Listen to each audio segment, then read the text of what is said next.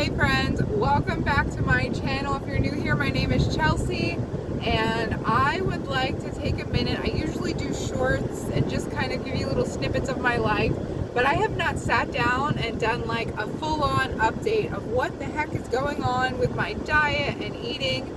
I really needed to do a vlog to check in with everybody because I miss doing that. It's for me as much as, you. So here's where I am right now. It is June 21st and that's an exciting day because it is exactly 2.5 years since I started the carnivore diet. So it's technically like sort of an anniversary for me, so that's very fitting and appropriate.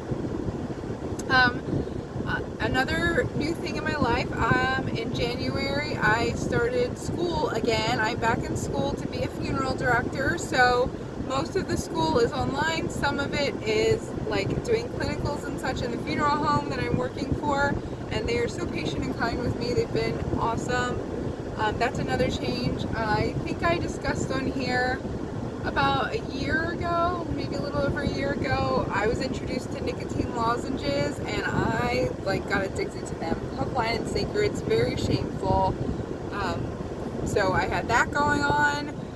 What else? My carnivore diet, I'm definitely still animal-based, but there have been varying degrees where I've allowed cheese to creep back into my life. I've never been a huge dairy person. I don't really do cream cheese, heavy cream. I could count on one hand the number of times I have heavy cream in a year. So when I say I go dairy, it's mostly just cheese. I let cheese kind of take over my soul and eat a lot more of that. And then I'll eat huge varieties of meat, everything's fair game. I'll let spices and sometimes hot sauce come into play. I said I've allowed pickles into my life, but really, honestly, I don't think I've had a pickle since February. You know what I mean? Every once in a while, when the mood hits me, I'll have a pickle, but for the most part, I'm still my same carnivore self. I will say in the last year and a half, I really haven't changed weight. I don't weigh myself very often, but when I do, it's been within 5 pounds. And my clothes have all fit the same, you know what I mean? And I did weigh myself recently, 168.3. I've gone from 165 to 170, 172 for the past year and a half. And it really hasn't, it's been right in between there. So I don't feel the need to weigh myself because nothing drastic has changed. However, I guess about a month ago, maybe a month ago, a couple weeks ago, I don't know, I decided, I looked in the mirror and I'm like, I've worked really hard to get to where I am, but I know that I can push myself to the last 20 pounds that I originally wanted to lose. I know I'm capable of it.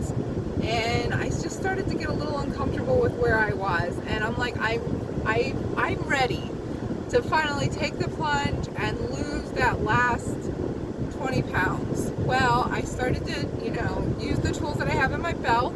I didn't change anything, but I started to do more mindful intermittent fasting. That's a tool that I've used in the past, and I kind of do it anyway, but I was really, I started tracking it with a little app, making sure that I'm keeping within my fasts, etc. And I didn't change the quality of food. Well, I didn't see a whole lot of results. So I'm like, okay, well, I started going back into my research about intermittent fasting, and when you intermittent fast, you should clean fast. It helps. Because I was finding that it was harder to fast. I was actually craving, I don't know, I would fast and I was just craving everything. I was seeing people eat and I'm like, oh, I want that. And I was white knuckling it. So then it was well, when you fast, you need to clean fast. Just water, sparkling water, and black coffee. Well, I was drinking sparkling waters with flavors in it, and I read the label and it said natural flavor. And I realized that, well, I did some research. Natural flavor is one of about 3,000 chemical ingredients that they're allowed to put into the food and call it natural flavoring. So I've cut that out of my life. I switched to just seltzer, plain seltzer water, black coffee, and regular water with unflavored electrolytes. And I'm like, yeah, I'm doing everything I was supposed to. Well, I learned that those nicotine lozenges were just spiking my insulin all day every time I had one of those things. And I don't do anything halfway. I was popping those things all day long. And I realized, like, all of my intermittent fasting efforts, it's like in the toilet. So I decided I need to get rid of these nicotine lozenges once and for all. I did. I learned that the nicotine patches, because it was not easy just going cold turkey. I was really a bear to be around. So the nicotine patches don't break a fast. They don't bother you. And I've been tapering off using those. So the nicotine lozenges are gone. So then I'm left with, well, I want to lose this 20 pounds, and I just feel like it's a bigger struggle than the first time. And usually those last few pounds are, and I knew that that was coming, which is probably why I've avoided this for some time.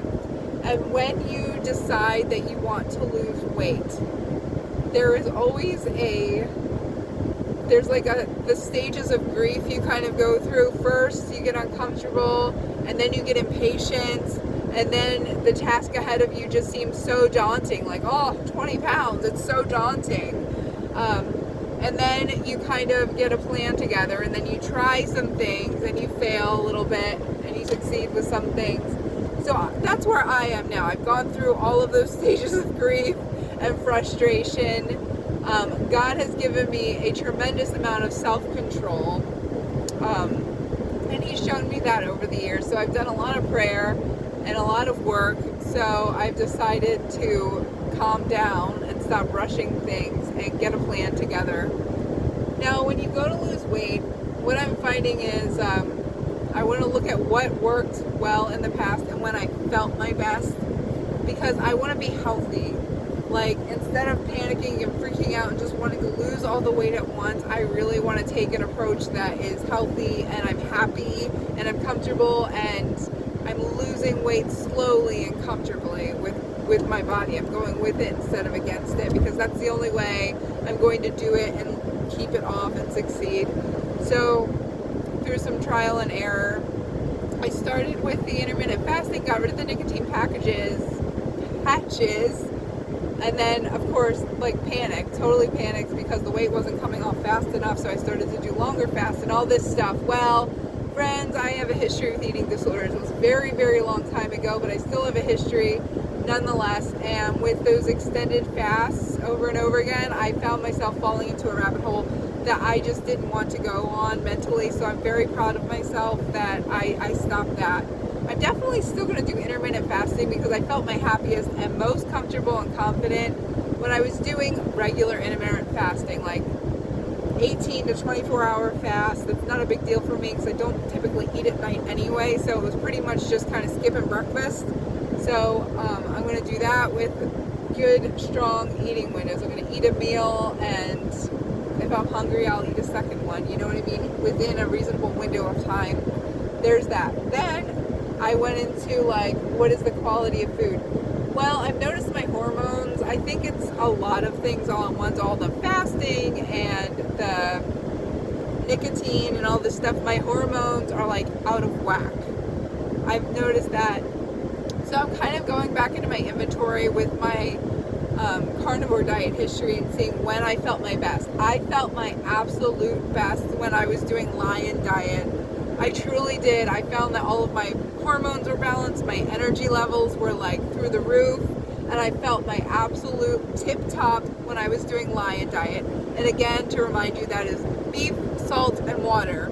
So I think I'm going to lean into a lion diet for a little while just to make sure that I can, eliminate all crap out of my body, and I can feel how my hormones are doing. I can get a really good feel and base as to where I want to go from there. But I think that my body will feel its best and most comfortable if I lean into lion for a little while. It works for me. It has worked for me. So I'm going to do that.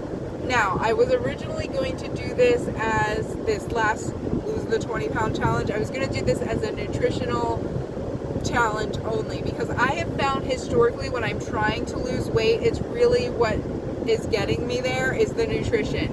I found that when I exercise, especially like have exercise goals at the same time and I'm exercising a ton, it actually hinders my weight loss. It doesn't help me. It kind of just gets in the way and I get hungrier and it's stupid. So I was just going to make sure I get my 10,000 steps a day. But I've been walking quite a bit and it's beautiful out and I want to run. So I'm going to get my 10,000 steps a day and run when I feel like it. But I don't have any like insane exercise goals to go along with this challenge so far.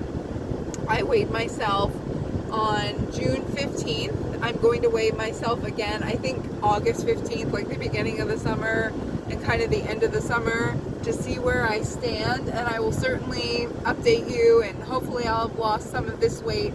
If I have not lost all 20 pounds, like I said, again, I'm comfortable with where I am. I'm confident with where I am, and I've worked hard to get to where I am. So if I haven't lost all 20, it's no skin off my back. When I get that 20 off, that will be like the end of my weight loss journey. I will just be forever more in maintenance. So however long it takes, you know, I'll be fine. So that is like the up and down roller coaster that I have been on over the last few weeks. My shorts, the short videos that I've done have been kind of like up and down, and you're like, what the heck is going on? Well, that's what the heck is going on. So wish me luck on my journey. God bless you all. Please comment any questions that you may have, and you all take care.